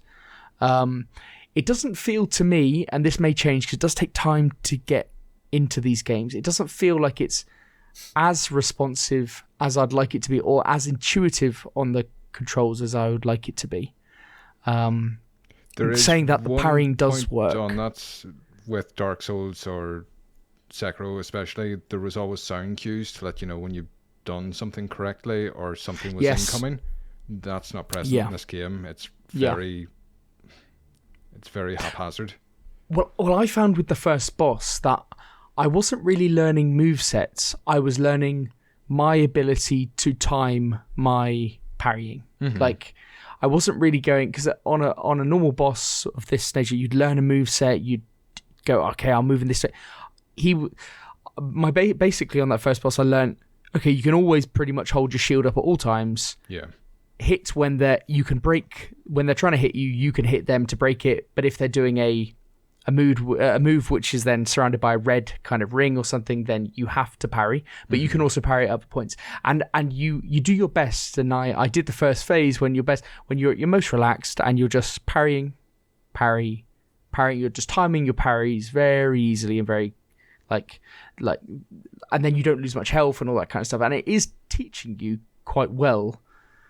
However, on that first boss, I did realize this is a parrying game. Like, that's well, up to a point. I think you would notice I swapped out a weapon, a polearm, because it had higher attack, and higher attack is always better, of course. But when I went back down, I think it's a pommel sword. which is much quicker. You break the enemy's attack pattern if you get an attack in first. So quicker attacks help with that one. So that can... Because I don't like a game, and I think this is why I've never really gone after Sekiro, etc. I don't like a game which forces the parry mechanic. Like in Dark Souls, I only ever did a parry on the final boss. Like, because that's what you kind of had to. And even when I did it for the first time properly, I was going around a rock trying to, like, I wasn't into the parrying. I can't do it really. I've never tried to get good at it. Yeah. And I like a game that doesn't force you to go down that route, which Dark Souls and Elden Ring, etc. doesn't. It doesn't force you to do it. No, it's an option if you wanted to, but absolutely, and you can be an absolute badass with it, and you can just fucking wreck people with it. But as soon as I was doing this boss, I was almost doing this boss to do the boss to go, all right, I've done it. But I told myself when I was going through this multiple times with this boss, I am not going to play this game anymore because I feel like I know what this game is now. Well, the achievement rate for that first boss, and that's including demo numbers as well, because it came with achievements, it's only 30%. So this is a massive falling off point for people. I can see why, because a lot of the games like this that I have played, that first boss is always doable or within a few the learning is done in the area. Yeah. But the learning was not done in the first area. The learning is done on the boss on this first area. And for me, I think that was a massive sticking point because when I did the first phase for the first time, it took like 7 attempts or something. Yeah. And I did this first phase and I was like, and then it started morphing into a second. I was like, oh, for fuck's sake. And then I was like, please give me full health or something. And I came back and I was one shot basically. I was like, fuck this noise, off, done, I'm out. And I think that's what a lot of people would do. Like, I can't really blame them either. I know I would, personally. I don't have the patience, but I have heard that the first boss is, it's brutal. Yeah, it is quite tough. And then once you get past that, the difficulty takes a nosedive. I've rinsed, I think, 3 bosses since then. And first time tries? Yeah. Yeah, nice. Because once you get past the first boss, I mean, you unlock the ability to invite in a co-op player, so another real person immediately after that boss, which I think if you let people tackle the first boss together, maybe you'd have a bit more interest. Yeah, that'd be a bit more fun, I guess, wouldn't it? Because you do have an AI partner anyway, but they fucking die in about 5 minutes anyway, so what's the point in them? I don't see why they've made that first. I mean, people would say, "Oh no," but it's a learning thing. Absolutely, I just think that these games find it hard to have people keep going on them. I just think there's a slightly better way to do it because I am the market. I am the target market because I fall into these games and I love them. But when I saw that, I went, "Wow, this is slash game. This is not a Dark Souls game. It's a hack and slash game with a few elements stolen from Dark Souls." I said that the other week and I got ripped for it. Who ripped you, Eddie? Ben did. Ben did not rip you. Ben! It's a Souls-like, Eddie. It's not at all. Once you unlock your other partners too, because this is my secret to success so far, you get the ability to upgrade your gear, so everything you have, just upgrade it rather than changing anything, because upgrading seems to do much better than swapping out. Right. You get 2 AI characters to come with you. Oh, cool. If you level up the wood skill tree, you get a skill that recovers your health for the damage you deal. So that includes you and your 2 characters, so that'll top up your health. If you put points into earth as well, this boosts you and your allies' defense, which helps a lot, and then a little bit in fire to bring your attack up slightly, and slaughtering everything in my path at the moment. Yeah, to be fair, Eddie, when I was playing it, I was actually thinking of you at this point, because I would actually love you to play it to see what you think, because it isn't Dark Souls. It really isn't, and I like the methodical Dark Souls combat, but this is not quite that. So There's two things that I wanted to just ask. So obviously, you kind of already asked the first one about so you can upgrade. I guess my two questions coming into this were going to be outside of the fighting. What else is there? So you can upgrade weapons? Is that kind of it? There's you've got your mechanics. Your armor, your weapons. I came Magic across things. an animal that will eat weapons that you don't like and then convert them into others. So I'm not sure exactly how that works. Yeah, you can unlock magic, the skills, the ability to recover your health when you damage people, so you don't use your flasks. That is technically a spell, so there's a lot you can play about with there. Oh, like a passive spell. Yeah, when I unlocked the spells, and then I thought, because you scroll down, like for some reason you click down and it shows you the spell, but that's actually the best version of the spell, and it had like this lightning going everywhere. I was like, wow, what that's fucking badass. Oh no, that's right at the top. That's the last thing I get. It's like licking the batteries, what you have. Okay, actually, I just have this little lightning thing that tickles someone. That's good, and it does like no damage. Like, You're just making them mad. Fine. That's excellent. Let's just let them know I'm here. That's good. My other question was obviously they do kind of advertise this quite a bit. What links are there to the Three Kingdoms? Because that's the thing that got me excited about it. Is you mentioned your AI people? Do you know if they're from the Three Kingdoms? They era? are, yeah. They're all based on characters you'd recognize from. Like, there have been a lot of games based on the Three Kingdoms recently. Yeah. I'm guessing you didn't play the Eddie. River City Ransom one.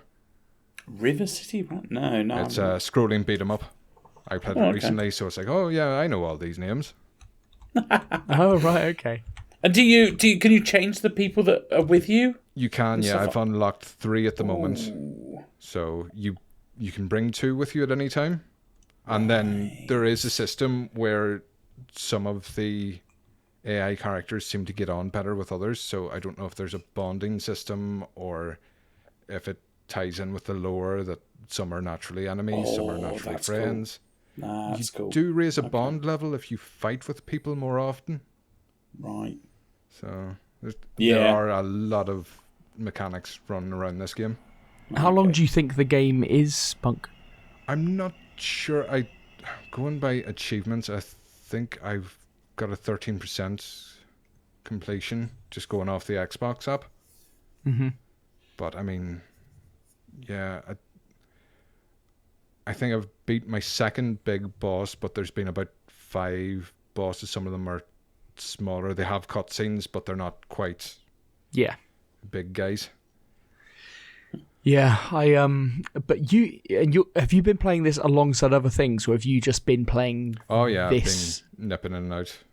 That's quite good then. If it's a game that you can nip in and out, because usually these types of games are ones that you have to commit and just say this is what I'm playing. I would put it in the hack and slash camp more than Souls. Right. Yeah. Cool. So I think you can maybe go in, be aggressive.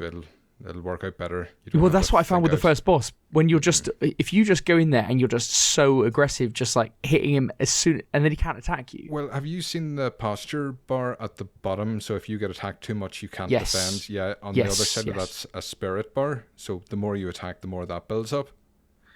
And what does that do? Well, when you attack enough, it fills. If you use a spirit attack, I don't know if it works all the time, but like it gave me iframes, so when attacks came in I didn't get hurt, but it cuts through their defense, so it's worth attacking, building up spirits, using that. And then you get a divine beast gauge, which doesn't get explained. You build up this gauge at the bottom right hand of your corner. You're fighting. I think at one point after dying it said something about pressing Y and B, and it's like, oh, I must try that. So I got to the second phase, tried that, and I pretty much wiped out his second phase. It wasn't satisfying at all, but I'm guessing that's what you're meant to do. Because I did think, when I was in the first area, I said to myself, this game isn't very good at really telling me. It mentioned like the spirit thing, and I was looking at my UI, and I was like, okay, I've just used this magic. What has gone down? There's nothing that's gone down. Like what? What are you talking about when this is low? What are you talking about? Yeah, all right, we'll just play the game. At you, but explains very little. Yeah, and then And then when that second phase came along, I just felt so demoralised. I was just like, oh, for fuck's sake. Second phase on your first boss? Who the fuck does that? I know. It's a bit harsh, isn't it? It is. It was. It Off on felt the wrong wrong. foot. Especially for it so to get so disappointed. fucking easy after it. I was so disappointed when he wasn't dead. He just got annoyed, and I was like, "Oh, he's going to get annoyed and move on, isn't it?" No. He's really rolled up now. You think, this is somebody I'm going to meet later in the game? No. Yes. No, you are not. No. But yeah, I look forward to you trying that one, Eddie. I think it could be something that you'd like. You could co-op it. You could do a little stream. Ooh. A stream of us just bashing our heads against the wall. I just want to see I tears. wouldn't mind it. If we both got past that first boss, and that's what you need to do, right? Get past the first boss, then that opens up. Yeah. Is that right?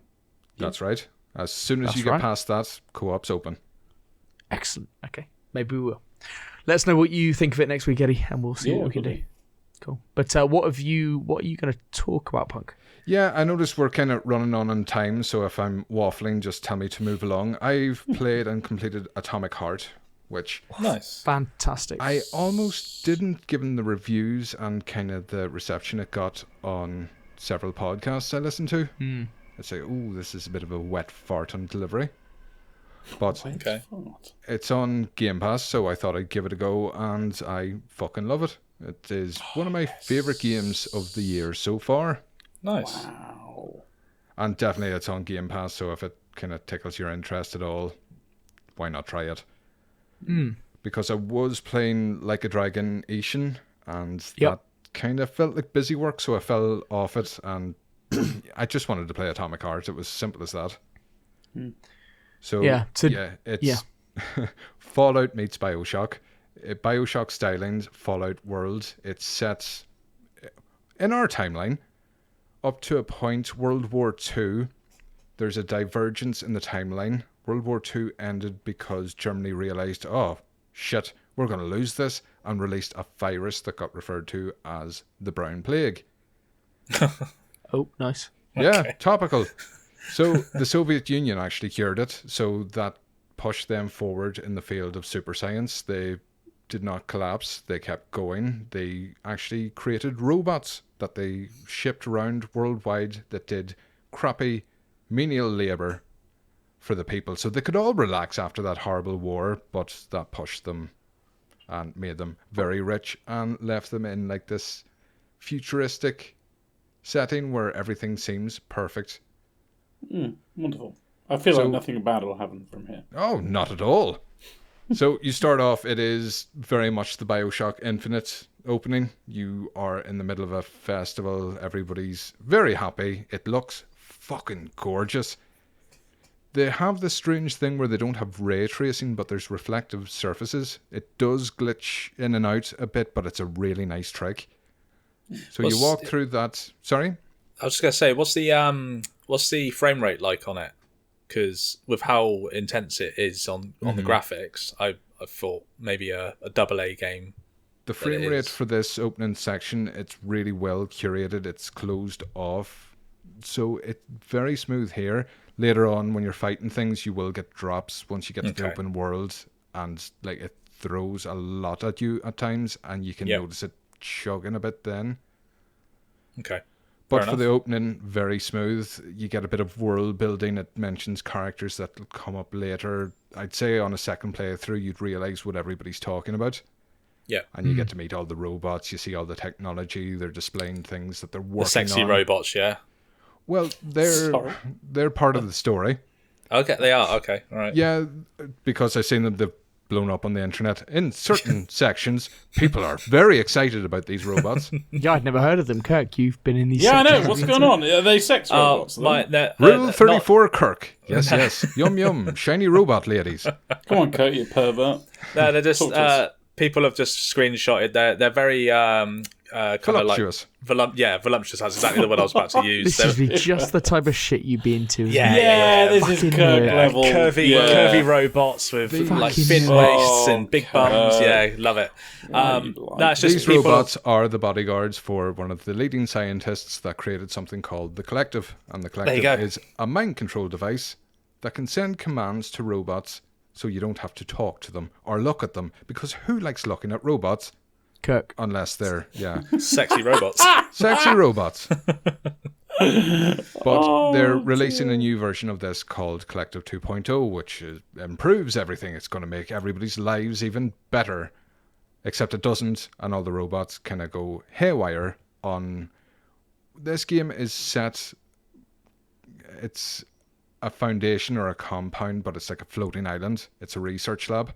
Okay. And all the robots have gone haywire here. It seems that some of the staff weren't happy, put in a little bit of rogue code, and now they're attacking and killing all the humans. And it's tasked you to find out what happened, stop them, capture these scientists, make them undo the damage they did. Because, if all the robots around the world decided to go into combat mode and kill all the humans, it wouldn't look good on the Soviet Union, and they're so squeaky clean at the moment. Yeah, well, jeez. Yeah. Yeah, if you didn't think the Tate stuff was bad enough. God's sake. So, yeah, you're dropped into it. You start off so weak. You don't have any skills. You have an axe, and you're fighting off robots that are very well developed. Not like that, Kirk. Fuck off, I knew that was coming. Like you. So what's the gameplay like with it? Like, how's it feel? Like, very BioShock. Yeah. Say when you start off, you're given a shotgun, you're given an axe early doors. They're not great. Things don't feel good. But this is because everything has an upgrade system. There's a crafting system. You need to find blueprints to improve everything. You're collecting a substance called polymer, which is like this magical gel. Because you get superpowers, you can use frost, electricity, you can use the gel itself. It's a conductor. So if you cover everybody in gel, Kirk, you can then shock them and make like a chain lightning effect. All very satisfying once it gets going. If anybody is playing this, I will say there is a skill called mass telekinesis, which picks everybody up and drops them. Oh, I've seen that, yeah. It does so much damage. The thing about the game is, if you put skills in something and realise you don't get on great with it, the polymer gel, I nearly fully upgraded. And I say, I am getting slaughtered at a particular boss fight. I am doing something wrong here. Because, I like to think I'm all right at games. I got past Wolong's boss. I'm in the above 30%, Ben. You're in the top 30%, yeah? Yeah. Better than Ben. Better than Ben. Better than Fuck me. Ben. I mean, Ben is But you were getting fucked famously by this bad. boss. Like, But I was he getting dies by destroyed. falling trees. I was getting destroyed by trees. this boss. I said, no, I'm not doing something right. So I went back to the upgrade system, which is a really kinky vending machine that Kirk will probably like. Oh, okay, cool. And just got a refund on all my skills with no penalty. So you're not held that way. Oh, that's good. Yeah, That's good. and it's the same with weapons too. So everything can be recycled fully. It's not like you're getting 70% of your resources back. So I was playing about with different things. The frost, the telekinesis was the last one because I thought it was a bit crap looking. And I couldn't have been more wrong. You pick things up, you wait for your hand to become a fist, and then you drop everything. And if that doesn't kill them, they're lying on the ground long enough, you run over with your axe or shotgun and finish the job. And that made things a lot more manageable because there are not open world sections, but more open. There are set pieces in this open area. And if you attack a robot where there are security cameras, they drop robots out of the sky. They just dump everything on top of you. And you have to either escape or hide or you're just going to die.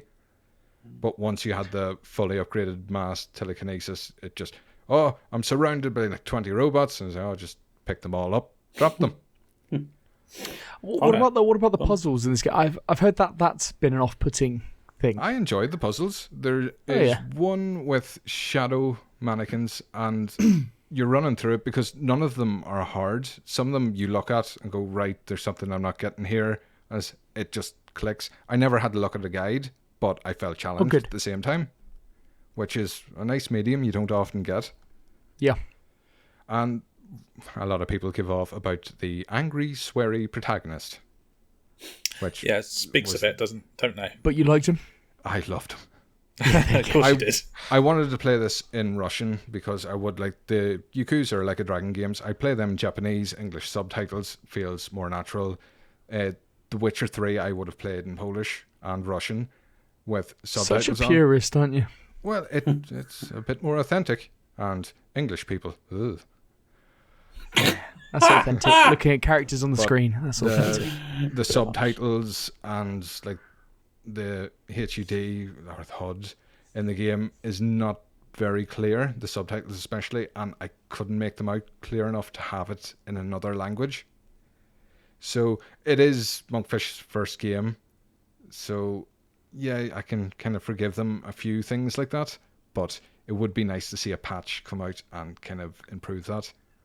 Because this is getting a lot of people love it or hate it. Like there is a lot of love for this game. Well, there's a lot of dislike as well. I was joking about Hogwarts earlier, but there's external reasons why you wouldn't like this game. It is funded by the Russian government. They're not very popular at the moment, but Russia has ties with all their exports. There's a Tetris movie coming out, which will kind of explain that a bit better to people. But if you don't want to support the game because of its ties, you're fully entitled to, but don't talk about the game as a product.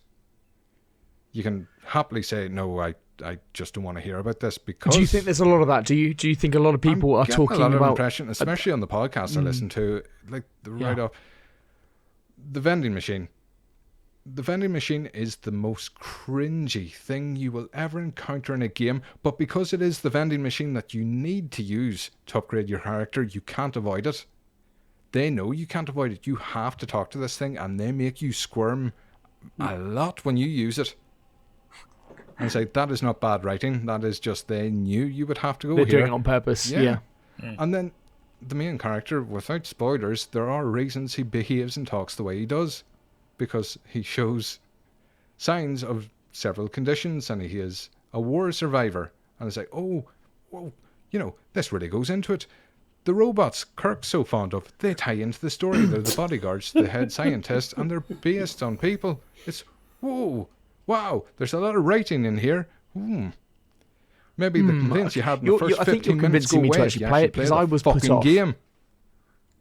Yeah, as was I, but I'm glad I went into it. I was put off. I was definitely put off, but yeah, I think it's worth. Yeah, I think it's definitely worth having a go. I think it's one of those again where you have to go. That you're looking forward to playing it, not just playing it because it's new. Because I think you get a lot of that with Game Pass games where it's just like, it's new, I'll give it a whirl, but I never get into games that I give a whirl. That's just not what I'm. Attachment rate probably isn't high if you're only. Well, no, I would be a Fallout fan. I know Eddie hates us, but I got serious Fallout vibes with BioShock, and it's just, the little niggles I had with it, I'd forgive because they are a rookie developer at the same time. Well, if you say it's the first game, I mean, I think it's pretty impressive then, by the sounds of it. So, I'll look forward to having a go on this one. I just want to mention the glove talks to you, Charles, and the back and forth I enjoy quite a bit, because Charles at one moment lets you know that he is marking a door on your map and that's where you go, and the protagonist P3 or Comrade Major turns around, yeah, I fucking know how doors work, you prick. I said, oh God, I love this character. You just think he's a fucking kindred spirit. Okay, right. Yeah, I would have voiced this for free. Sounds like you did. If you go to the Irish version, then not that option often enough. Right. Okay. Well, good. I think that probably, I mean, on the similar theme, that leads on to our feature, because we just said with Game Pass, you try a lot of things, and I find myself dipping in and out. At the moment, I'm in a bit of a gaming lull because I'm playing Dead Space, and I tried Wolong, and I'm waiting really for Resident Evil 4. I know, Kirk, you're probably waiting for Resident Evil 4 as well. Boy. So I thought it was a good time that we look through Game Pass, and we come up with some of our almost hidden gems or games that we just think are great and everyone should be playing. So we've gone through and picked out a few, and I'm thinking that there could be a few here that I then end up playing from other people's lists. But Yeah, if I think we just go around the room and say a couple. The first one that I've got is one that I don't think many people here have probably played, but it's called Anvil Vault Breakers. I played it ages ago when it first got added to Game Pass, and it's still there, and it's actually an early access game. It's a roguelike twin stick shooter, and it's like The Ascent, but Hades and Starship Troopers kind of mixed into one. But it's early access, but they've done quite a lot with it.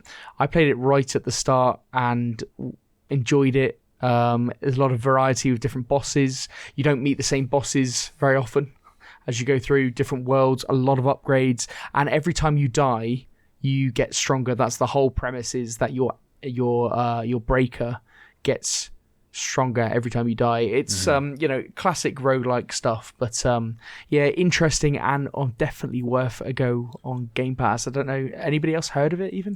Yeah, I've seen this, but I did not download. Yeah, it actually works surprisingly well. Like, it feels good as you play it. And some of the special abilities, of which there are loads, really, really good. It's a feel good game. All right, I'll take us next. So it's one I've mentioned it before, but it's still on Game Pass, and just a wonderful game to play is Ori and the Will of the Wisps. I'm not going to say too much on it because I have gone down this road, but basically the stunning visuals, the amazing soundtrack and sound design in general. It's a very addictive gameplay loop if you're into Metroidvanias. The mechanics are genuinely fantastic, and not going to lie, it hurts your thumbs if you play it for a bit too long because of the repeated, I guess, where you have to do certain things to get through certain parts of levels. But it's one of those games that is hugely, hugely satisfying once you've kind of completed a section, even just if it's a little section, because it's that whole rinse and repeat. I guess it's kind of like your Elden Ring kind of gameplay loop. You know what I mean? You need to keep going for it until you smash it, and then when you do, you're like, brilliant. I never thought you'd compare Ori and the Will of the Wisps to Elden Ring today, Kirk. But gameplay you've loop, outdone mate. yourself. Gameplay, You've outdone yourself, buddy. Gameplay I appreciate loop. it. Yeah, That's but definitely think that you should play it, unless you're Ben, who hates this, of course. I don't hate it. You don't like Metroidvanias. You've said that Ben very openly. loves Ori and the Will of the Wisps, and I've already played it.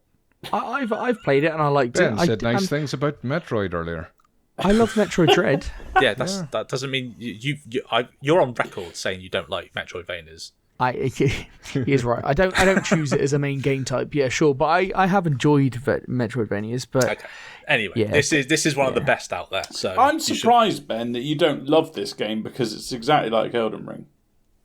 Yeah, you're right, Eddie. It's exactly like Elden Ring. So I should have spent 70 hours in 1 week. If you don't know what Ori and the Will of the Wisps for our listeners, this is the most charming game like ever. It's beautiful. Like it's emotional. You feel. It made me cry. There you go. I mean, it makes touching, me weep. Yeah. And Kirk's putting fucking like Elden Ring in it's your like head. Elden Ring, mate. It's exactly like Elden Ring. Just like Elden Ring. It's you know what I mean, but you're just taking the piss. So move on. Come on. No, you fucking nailed it. Right. I'm going to start with Tom Clancy's Ghost Recon Wildlands. It's basically Elden Ring. It's also a hidden gem, yeah. Well, you know what? Ben didn't word it as hidden gem. He went Ben's fault. It's written at the fucking top of the page. Ben, when we were driving home from Cornwall on whatever, you said, pick 3 games that you'd love to tell people about. And so I picked the best 3 games that I know on Game Pass. That's okay, because as long as you've got a mixture. But there you go. It's written on the page, and it's underlined, in bold. Game Pass, hidden gems. I wasn't going to read that bit after you'd already told me about it, was I? I was just going to put down my 3 best.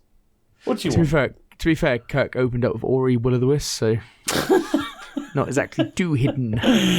Anyway, okay, Tom Clancy's Ghost Recon. It's a Tom Clancy game, but it's massively open world. It's got the old...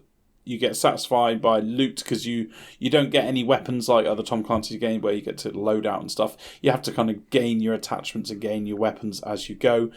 As well, the story is fantastic. It's got the old classic loop of you have 4 sub-bosses that you need to unlock to kill them, and then once you've unlocked them, then you can go and kill the final boss. But there's loads of cutscenes, there's loads of little story side missions that are really cool, that really keep you going. As well, the map is probably one of the best open world maps I've ever been in.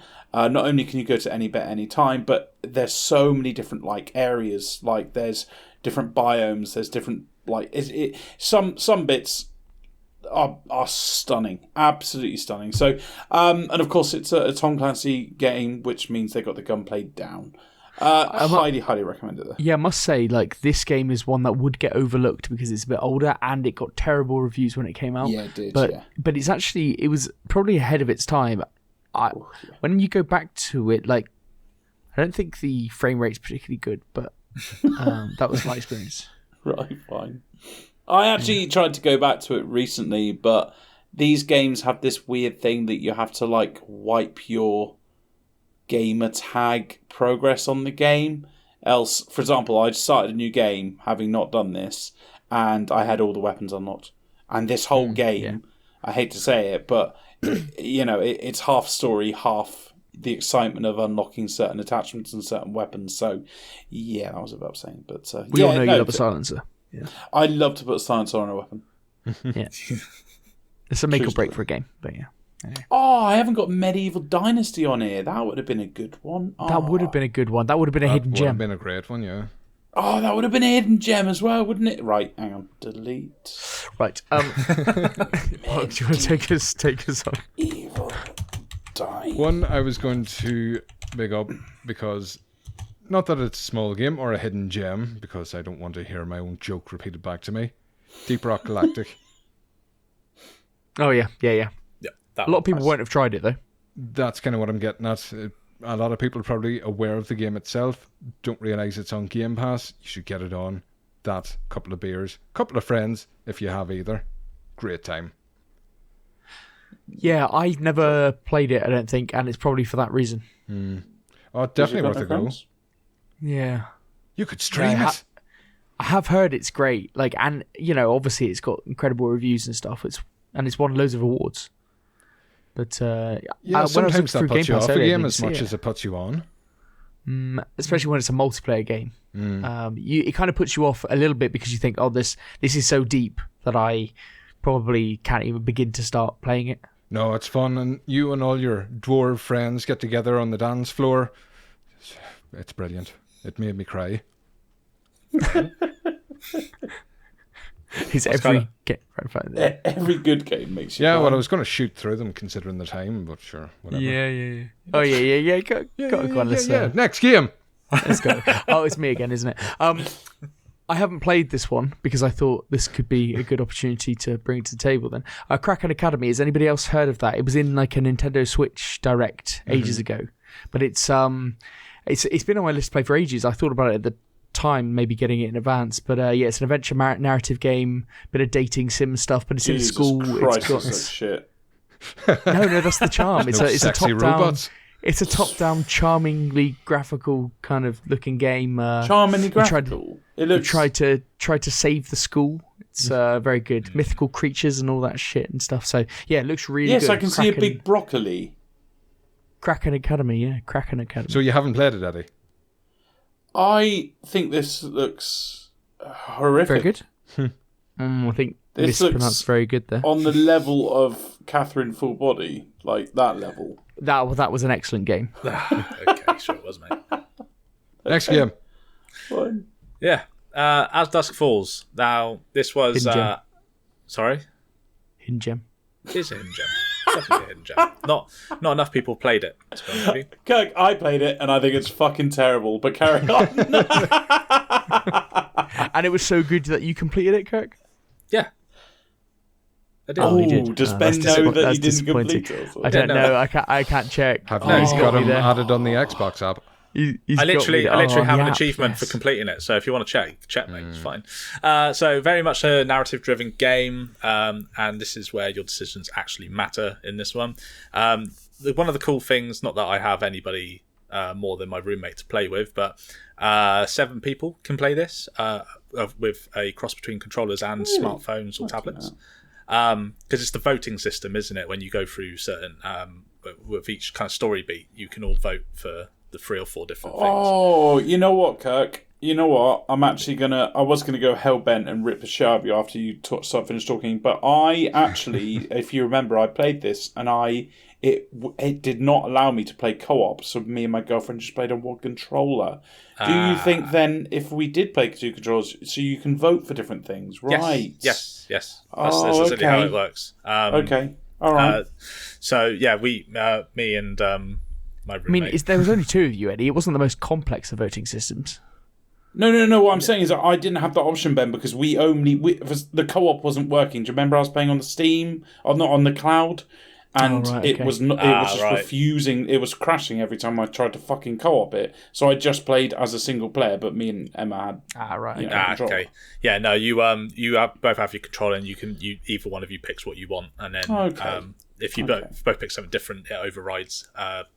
Picked one at random, but basically it's what the art design of it very interesting. It must have seen it by now. It's that whole 1 frame per second like graphic kind of thing, which is a bit weird to begin with, but you get used to it. And then the main thing is the fact it's a story driven thing. You get invested into characters, and people that you may grow attached to can and do die. So and you're the you make them meet the maker, basically. Spoilers. So, okay. Well, you don't know who's going to die, so maybe everybody lives. You don't know.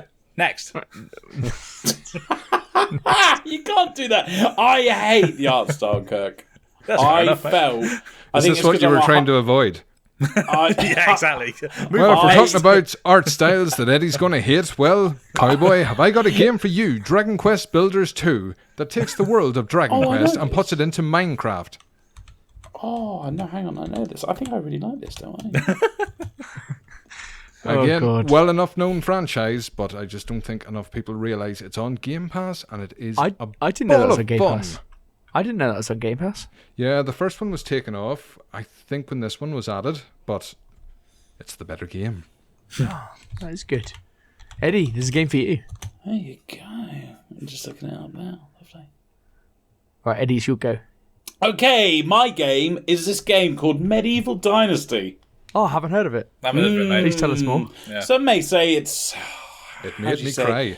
A hidden gem. That's weird. It's a hidden gem of sorts, some might say. I think it came like 4th in a Game of Year show not far from here. No, I think it was way higher than that, but I think it was like 2nd or 3rd, mate. Way higher. Yeah.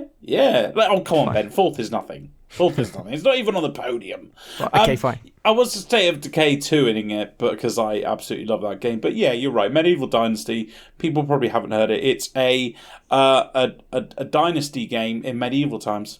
Brilliant. There you go. Nailed that description. Yeah, but it's not based on combat. It's almost like all your kind of Skyrim games, but if you just ignore if any combat was in it. And I know that sounds boring, but it's not. There's loads of management, there's loads of simulation, and as well, it is a beautiful, beautiful looking game. It's a calming, nice, relaxing game. Highly, highly recommend it. Excellent. Well, my final game is Persona 4 Golden. Because a lot of people out there would have played Persona 5.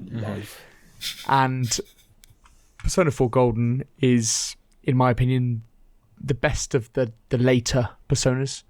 It's the one that really got me into them. And it was the Vita that I remember playing handheld. If you get the opportunity to play this on handheld, because if you can play it on the cloud or something like that, I think it would be absolutely perfect. I've always thought of the Persona games as like an adult Pokemon with narrative.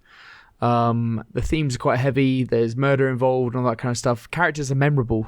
I'm shit with remembering characters and names and stuff like that. I remember characters from Persona 4. Like, that really is good. And the Metacritic for it, amazing. 87 to 93 currently on the newer versions that have been now recently put on Game Pass and on the other consoles. So yeah, it's a different king of the genre, so definitely check it out. Cool. All right. I'm going to talk about one that is actually leaving Game Pass a week. No, next week, if you're listening today. So comes off Game Pass on the 15th of March, and that's Guardians of the Galaxy. So Hidden gem. Hidden gem and leaving before you have a chance to play. I am just done with you tonight, Ben. I'm done with you. I've heard. I'm excited about this because I've heard it's quite like Elden Ring. It made me cry. To be fair, there was actually a very touching point in this game that was very pull on the heartstrings, but won't go into details on that. So, spoilers. Is again narrative driven, story driven, that kind of thing. It looks fucking amazing. I'm not gonna make no bones about that. It is a very genuinely impressive game to look at, and gameplay wise, mechanics and all that kind of shit, and I say shit in a good way, is just spot on. One slight downfall is it can get a little bit repetitive near the end of the game, but there is... They won't get to that in time, Kurt, don't worry about it. Yeah, sure. You can complete it in a couple of nights if you played it properly. But basically, don't think of it like the Avengers game. You need to... This is its own standalone game. You're so shit at games, Ben. You're so terrible. Hit me where it hurts. And it's easier than Wolong. Oh, do you know what? Fuck this. You go next. Fuck you. I love it. Again, a very popular title, just not enough people playing it. Monster Hunter Rise, recently added. Fantastic game.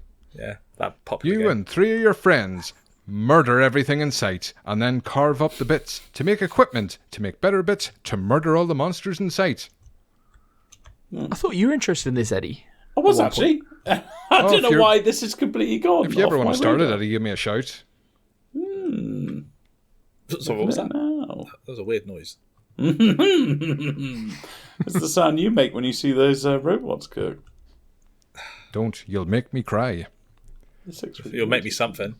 Oh, Eddie, you don't have to look it up now, mate. Oh, I'm looking it up. What do you I want? love the commitment. Yeah, there you go. Right, Eddie, your turn. Last one. Last one is a game that Eddie. only... Yeah. Continue. Thank you. The game that only came to Game Pass, I think, a week ago, 2 weeks ago, something like that. And that is Bannerlord, a medieval lord simulator game, RPG. About banners. I think so, yeah. Yeah. And you do get a banner, yeah. So, it's a game where you can do anything. You could be a trader, you could be... but I guess the whole kind of game is to build your army to kind of create your own kingdom and then go and kill everybody. The combat itself is incredible. You can command, I think, up to, I don't know, hundreds of people in battle, and it creates those awe-inspiring moments that we all play games for those moments where you go, holy shit, this is incredible. You cry. I have never wept at it. I've felt very bad when I've lost like everything for making Eddie a silly has never mistake. wept. I'm not He's not Ben. a weeper. I He's not a don't weeper. weep. at He's not a things. weeper. I don't sit there and weep. He's a creeper, if- not a weeper. In fact, that's weird. I've never cried at a computer game. Oh. There you go. How do You haven't feel played about that? Endling. Oh, that stupid Fox game. Oh, wow. Stop. That's not necessary now. It's late in the show. Yeah, I'm just Fucking not. I'm 2 not an hours. This emotional is a person. month's worth of content for me. Fucking hurry up. I'm sorry. I'm not emotional. We were at the horses race the other day. I saw Did you cry at the horses? eyes tearing up when a horse fell over. But Yes, because it was emotional and nobody else. It wasn't Nobody emotional. else It was not emotional. It was going to not. shoot the horse. We don't need to go into that. They were putting turn it curtains into around it. It's lasagna. fine. Banlord. I think it was our game. It's been our game of the year twice, so that's how good it is. Jesus, it never goes away. Right. Ben.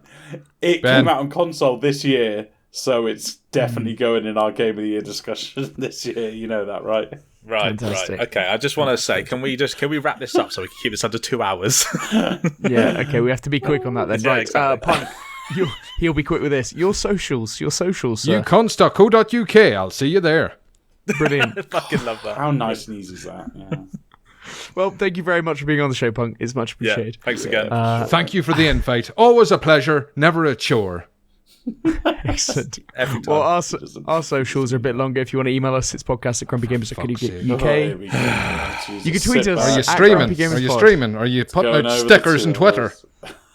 We've got a YouTube channel, Grumpy Gamers Podcast. You put up videos recently. Do we? We put up videos. Tell us how quick is it just the podcast? At the moment, it's just the podcast. Is it just the podcast? Okay. If you wanted to listen to the podcast, then you can. But I suppose you'll listen to it wherever you listen to it. I've already heard it. That's cool. Yeah. Nice. Oh, Ben, Great socials. I believe my dad also emailed in with a question. Are we going to address that? Oh, he did. Yeah, no, he did. He did. But I only found it because it came into the other mailbox. So I only found it like weeks after. So we will address. Oh, right. Next week. Right. Yeah. Okay. Yeah. Right. Better not be addressed to me, Eddie's dad. But for this week, it's GG. GG. GG. Get fucked.